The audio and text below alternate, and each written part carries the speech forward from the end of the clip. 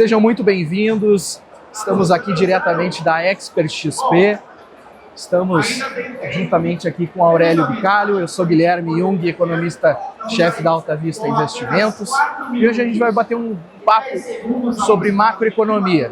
Diversos temas importantes, relevantes, estão no nosso dia a dia, importante para a alocação, importante para os investimentos. E hoje o nosso convidado, Aurélio Bicalho, economista-chefe da Vinland Capital. Seja muito bem-vindo, Aurélio. Obrigado, Guilherme, pelo convite. É um grande prazer, satisfação participar com você desse bate-papo. Obrigado. E para a gente começar, Aurélio, eu gostaria de te perguntar, o que mudou da visão de vocês, do ponto de vista macro, da última Expert para essa? Maravilha. Eu penso que assim, a grande mudança do cenário veio até mais recentemente, final de fevereiro, com esse choque no preço do petróleo. De maneira geral, o cenário que vinha se desenhando na Expert anterior era uma perspectiva de que os juros poderiam cair mais lá fora.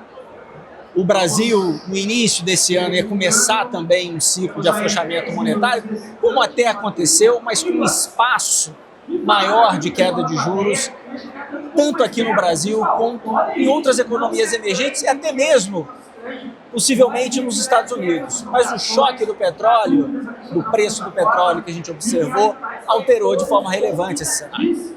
Perfeito. E no ponto de vista do CPI e do PCI, vocês acreditam que esse pico de inflação nos Estados Unidos já passou? Porque a gente viu um Brent batendo 120, voltando para $70. Agora o conflito novamente tem a outra página, volta para um patamar de $85. A gente pode ver um novo pico de inflação nos Estados Unidos? Ou já vem arrefecendo, essa desinflação vem acontecendo? Eu penso, Guilherme, que se a gente limpar esse efeito do choque do preço do petróleo, e aí a gente vai olhar os núcleos de inflação, tanto do PCI, do deflator do consumo, quanto do próprio CPI, da inflação dos preços ao consumidor. E também a gente tem que limpar aqui os efeitos das tarifas. A alta das tarifas lá do ano passado, esse aumento produziu uma pressão inflacionária nos bens. E a gente começou a entrar num período de arrefecimento desse efeito. Então, sem o efeito de choque de petróleo, de preço de energia, e sem efeito das tarifas, a tendência era um arrefecimento da inflação. Tem algumas métricas de inflação que sugerem uma melhora. Agora, essa alta recente, de novo, do preço do petróleo das últimas semanas, com a retomada do conflito, ela traz mais incerteza. Mas eu penso que se esse choque não permanecer por mais tempo, a gente provavelmente ia passar por um período de certa estabilização da inflação norte-americana, com uma perspectiva de redução mais para o final do ano. Perfeito. Como é que está a tua avaliação sobre esse novo comando no Fed? O Kevin Warsh foi muito hawk na primeira coletiva, dando até indicações dentro do sumário de projeções econômicas. Os membros do Fed colocando as suas projeções até de alta de juros ainda esse ano. Acredita que isso seria possível? Ou vocês estão com uma visão mais de estabilidade na taxa até o final do ano e trazendo essa inflação mais para baixo? Tem uma mudança grande aí nessa liderança do Fed. O mercado, todos nós estamos acostumados com o Fed guiando o mercado para aquilo que vai fazer, especialmente no curto prazo. Isso parece que acabou. Isso acabou, vai ser um banco central que tende a dar menos guidance, reagir mais ao conjunto de informação. E a primeira novidade disso é que a curva de juros tem que ter mais prêmio agora. Pode ter surpresa nas reuniões, nas decisões de curto prazo, que era algo que não acontecia. Olhando os dados e olhando o discurso do Fed, o que parece que é na visão deles é o seguinte: se a gente ficar com uma inflação rodando na comparação anual perto de 3,3%, 3,4%, que é o que ela está hoje e que é o que o Fed projeta para o final do ano, não tem alta de juros. Isso significa que na margem, aí falando da inflação mensal, esse núcleo do PCI, do deflator do consumo, que rodou acima de 0,30 nos últimos meses, ele precisa arrefecer. O que a gente já tem da inflação de junho sugere que isso aconteceu. Pelas nossas estimativas lá na Vinland, esse número vai ser cerca de 0,17, uma boa melhora em relação aos meses anteriores. E julho, pelo que a gente tem de coleta de informação de alta frequência, sugere algo ao redor de 0,20. Então, estaria acontecendo alguma melhora da inflação que o Fed quer ver para não subir juros no curto prazo. Vocês concordam comigo, mas se a gente tiver uma extensão desse conflito para o inverno do hemisfério norte, aí sim talvez seja necessário o Fed vir a ter uma política mais contracionista. Eu acho que seria um choque relevante para os Estados Unidos terem uma política mais contracionista até o final do ano? Seria, e o ponto que você adiciona, a persistência do conflito, e que pode gerar uma pressão inflacionária aqui, é importante. Só colocar um pouco de números em relação ao conflito, né? O que a gente tem hoje é o preço do petróleo chegando perto de $100. Já está alto? Não. Se a gente tiver esse fechamento dos estreitos, sem fluxo de oferta, e a gente consegue fazer alguma conta disso, a demanda por petróleo é muito inelástica. O preço tem que subir muito para a demanda cair. Então, quando a gente coloca isso nas estimativas, a gente fala de 120, 125 dólares o preço do barril. Tem mais para subir. Só que quem decide se vai subir ou não chama-se Donald Trump. Se ele hoje resolve que, olha, tem algum deal, algum acordo com o Irã para voltar a reabrir o fluxo de oferta, o petróleo volta. Então, assim, estou colocando esses números porque se nada acontece no curto prazo, o preço do petróleo sobe todo dia. E aí pode pressionar a inflação. Esses números que eu mencionei, porque se transmite para o núcleo também. Esses números que eu mencionei, que essa inflação volta para 0,20, 0,17, se ela voltar para cima de 0,30, Guilherme, o Fed sobe juros. Aí não tem argumento, porque essa inflação, o ano contra ano que eu mencionei de 3,3, 3,4, vai para 3,6%. E aí não tem desculpa, com o mercado de trabalho sólido como está, aí o Fed sobe juros. Perfeito. E vindo aqui para o Brasil, a gente já viu esse movimento de passar do pico inflacionário no Brasil, a gente já vê um movimento um pouco mais de arrefecimento no nosso IPCA.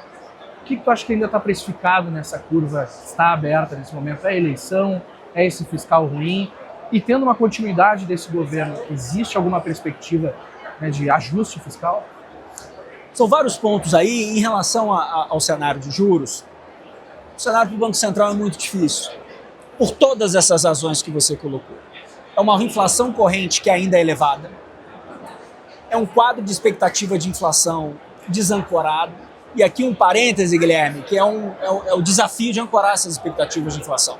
Se a gente olhar as expectativas hoje de mercado, 4,20 para o ano que vem, indo para 3,80 em 2028. O próprio Banco Central elevando o horizonte. O próprio Banco Central estendendo esse horizonte.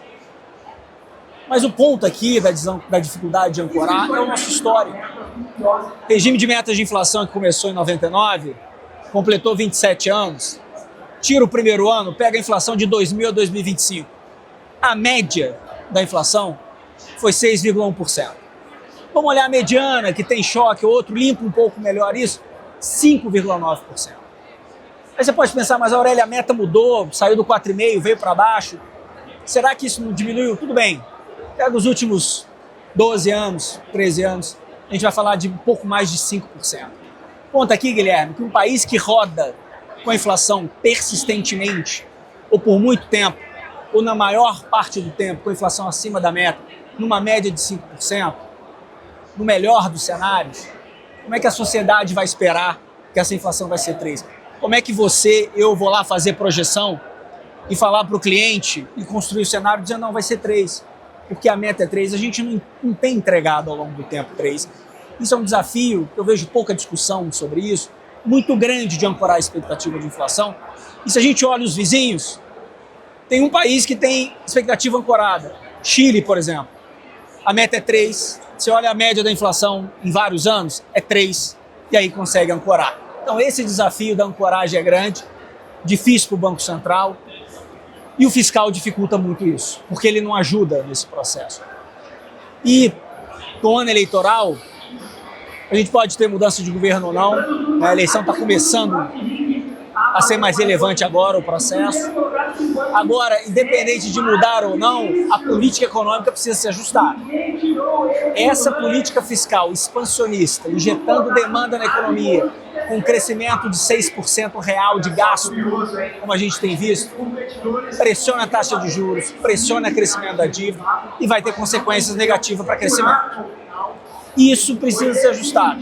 Mudando o governo, não mudando o governo, precisa ser endereçado porque é um caminho insustentável de política econômica que vai ter consequências negativas para o crescimento. Costumo dizer que o Brasil ele só arruma o telhado não quando tem sol, mas quando tem tempestade. Exatamente. Então é muito isso dentro do nossa perspectiva de fiscal. E no ano eleitoral, onde a gente tem uma dicotomia, dois lados, uma bipolaridade, um ajuste fiscal pode pegar muito mal de uma campanha eleitoral. É uma dificuldade muito grande que o nosso país tem. Costumo dizer que é o tendão de Aquiles do Brasil. A gente ajustando isso, aproveitando o cenário internacional de inteligência artificial, a gente tendo energia limpa, tem um posicionamento interessante frente a outros emergentes, a gente poderia ter uma perspectiva melhor. Mas não é isso que as nossas autoridades políticas vêm nos colocando, né? Exatamente. E esse ponto que você colocou é bem ilustrativo. Quando a gente está em crise, é que normalmente a gente pensa que o Brasil vai para um caminho muito ruim, normalmente a gente coloca até na Constituição que não pode crescer o gasto. Como foi o teto dos gastos? Na Constituição, algo muito forte. Melhorou um pouquinho a situação, a gente já tirou, já afrouxou de novo. Então a gente precisa olhar isso como algo necessário, não tem como escapar. Um ajuste precisa ser feito, o ajuste é relevante, senão você fica muito sujeito a qualquer mudança lá fora. Pode ser a mudança do Fed, por exemplo. Se o Fed sobe juros no meio de um processo eleitoral aqui, o cenário pode mudar de forma relevante e aí o governo já entra no ano seguinte, mudando um governo novo ou atual, com um desafio ainda maior, precisando ajustar uma situação muito mais difícil. Aqui a gente parece não fazer o dever de casa e ainda fica muito dependente do cenário lá de fora, né? Muito, muito. Quanto maior é a fragilidade doméstica, maior a fragilidade, especialmente fiscal, mais suscetível está a mudanças da política econômica lá fora, e esse risco é um risco relevante. Perfeito. Aurélio, muito obrigado. Sempre um prazer, uma aula de verdade. Obrigado, Guilherme. Prazer. Estamos lá na Vinland, sempre à disposição de vocês, dos seus clientes, para a gente conversar. Perfeito. Gente, muito obrigado pela participação e nos vemos amanhã. Até mais. Tchau, tchau.